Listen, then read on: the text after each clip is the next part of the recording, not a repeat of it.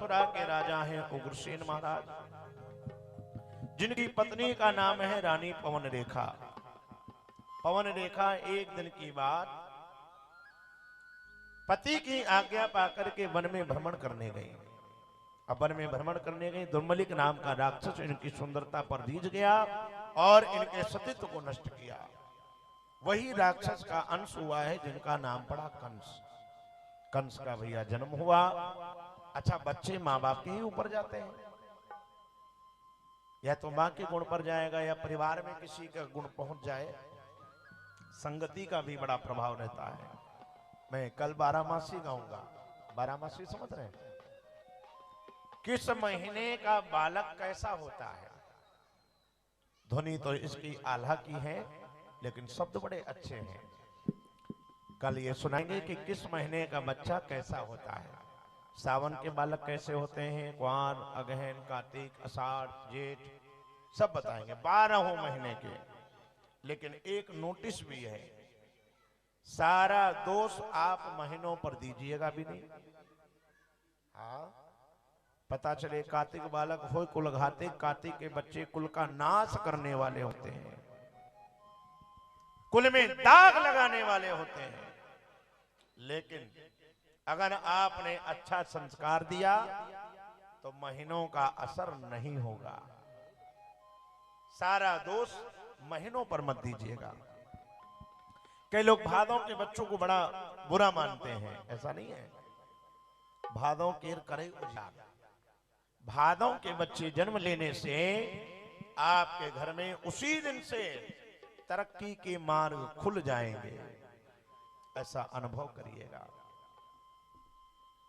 हमारी बिटिया जो है भादों की ही है और गणेश चतुर्थी के दिन की है। जब से माने जन्म लिया है, भगवान की कृपा से हमारा भी कार्यक्षेत्र बहुत आगे गया है, बहुत बढ़ गया। बहुत ऐसी ऐसी कामनाएं पूर्ण हो गई जो हम असंभव समझते थे, निराश हो गए थे, वो भी कामनाएं पूर्ण हुई। और अभी भोलेनाथ की कृपा से 31 दिसंबर को बेटा का भी शुभ अवसर प्राप्त हुआ, उसका भी जन्म हुआ इसी 31 दिसंबर को। तो हमने कहा बाबा के दरबार में अर्जी लगी थी, क्यों ना हाजिरी यहाँ पर लगाई जाए। तो भोलेनाथ की कृपा से वही आयोजन ये पावन चल रहा है। आज चौथा दिन भी संपन्न होने वाला है, भगवान का अवतार होने वाला है। मथुरा के राजा उग्रसेन, जिनके पवन रेखा राक्षस का अंश हुआ है, उसी का नाम कंस पड़ा। कंस ने देवकी का विवाह वसुदेव जी के साथ किया। अब वसुदेव जी के साथ में जब विवाह किया, विदाई की बारी आई, देवकी मैया को रोना आया। कंस को लगा कि हमारी किसी सेवा में कमी हो गई। अच्छा, विदाई में रोते हैं कि नहीं आप लोग? पड़ोसी भी रोने लगते हैं, घर परिवार वाले, नात रिश्तेदार। विदाई में रोइएगा, कभी बूढ़ों के पीछे मत रोइएगा, वरना रो रो के वो पूरी जकड़ाई दापे के ऊपर डाल देंगी। हाँ, बत्ती बत्ती छुटाते घूमोगे। रोना नेचुरली है, याद आती है, रोना आ ही जाता है। कठोर से कठोर दिल वाले लोग भी रो लिया करते हैं। क्यों? कैसो तेरो प्यार बहना, झूठो तेरो प्यार बहना, कैसो तेरो प्यार बहना, झूठो तेरो प्यार बहना। मैं गुड़िया तेरे आंगन की,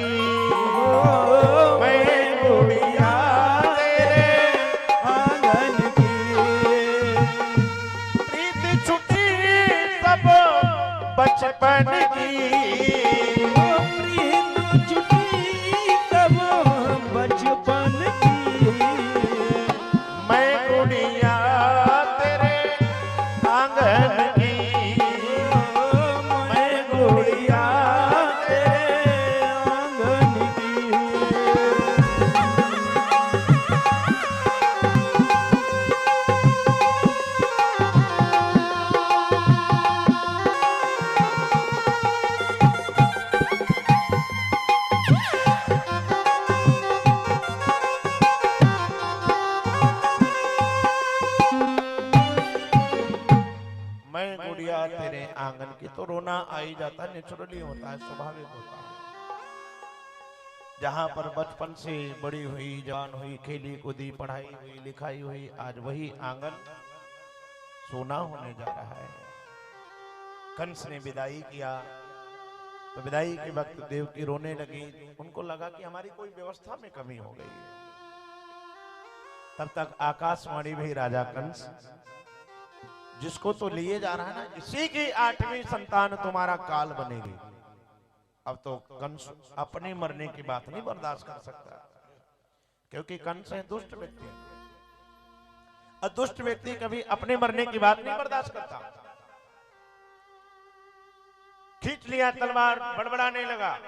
वसुदेव जी ने वचन दिया, अगर संतानों से डर है तो जाओ, मैं 8 बच्चे आपको दे दूंगा, 8 बच्चे दे दूंगा।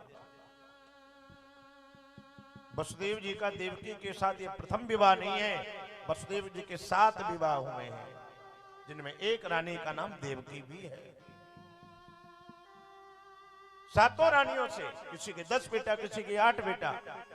देवकी के 8 बच्चे हुए हैं, किसी के 12 बच्चे, भागवत में वर्णन है। सुखदेव जी कहते हैं, राजन, देवकी के 6 बच्चे हुए। राजा कंस ने पटक पटक करके उन 6 बच्चों को मौत के घाट उतारा। 7वां गर्भ जब आया, भगवान ने योग माया से रोहिणी के गर्भ में प्रविष्ट करवा दिया।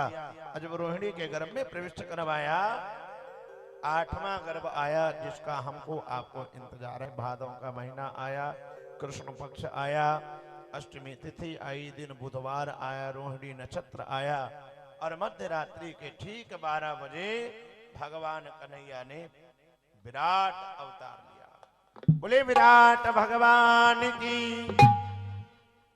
जयकारा। विराट नहीं आया, एक बार थोड़ा सा और, बोले विराट भगवान की। हाँ, अब लग रहा है आप हैं। जयकारा बोले जय, हमको लगा है कुछ लोग हैं यहाँ। चलिए आए। वही कन्हैया जी का अवतार हुआ। देवकी मैया ने निवेदन किया, स्तुति किया। भगवान छोटे से शिशु रूप में प्रकट है गए, और जेल में एक सूप आया, और जब जेल में सूप आया, उसी सूप में भगवान कन्हैया को लिटा करके लेकर के जाते हैं। कहा? नंदगांव। नंदगांव गए तो बीच में पड़ी जमुना मैया। ताले अपने आप खुल गए, हथकड़ियां बेड़ियां अपने आप खुल गई, पहरेदार अपने आप सो गए। जमुना मैया भैया कम ना पड़ने वाली। जमुना मैया कब तक नहीं कम पड़ी? जब तक भगवान के चरणों को स्पर्श नहीं किया। अच्छा, भगवान ने कब पैर लटकाया? जब जमुना मैया वसुदेव जी की दाढ़ी तक आ गई, तब। एक प्रकार से जमुना को भगवान कन्हैया की रानी भी माना जाता है। इसीलिए जमुना मैया को भगवान ने पैर मार करके इशारा बताया, ससुर की दाढ़ी तक आ गई और शर्म नहीं आ रही, नीचे जाओ। तब भगवान ने पैर लटकाया। अजय पैर लटकाया, जमुना मैया धीरे धीरे नीचे की ओर आ गई। हाँ, एक ये भी कारण रहा, क्योंकि दाढ़ी तक जमुना मैया आ गई। भगवान को लगा कि अब तो हमारे पिताजी डूब जाएंगे। दूसरा, भगवान ये बताना चाहते हैं कि दाढ़ी तक आ गई, लाज नहीं आ रही, ससुर की दाढ़ी छू लिया, नीचे जा। वही भगवान ने पैर मार करके इशारा दिया। जमुना मैया ने अपने सौभाग्य को जताया। बोले जमुना मैया की। नंदगांव में आए, नंद बाबा के घर में छोरा को दिया। वहां छोरी थी, छोरी को लिया। कंस को पता चला कि अब की देवकी को बिटिया भई है। कंस ने सोचा ये देवताओं की चाल है, ये जिसको ब्याही जाएगी वो काल होगा हमारा। उसको भी बुलाया, और जो पटक करके मारना चाहा, वो थी योग माया, आकाश मंडल में उड़ गई। आकाशवाणी होती है, राजा कंस, तुम्हें मारने वाला तो जन्म ले चुका है, और मथुरा से नंदगांव भी पहुंच गया है। अब कंस घबराया कि ताले बंद, पहरेदार 2-2, गया तो गया कहां से? चक्कर में पड़े। तुम लोगों ने देखा? सब कह रहे महाराज हमें कुछ नहीं पता।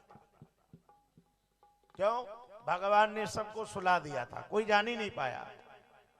आइए कंस को डरने दो, क्या क्या उपाय कर रहे करने दो।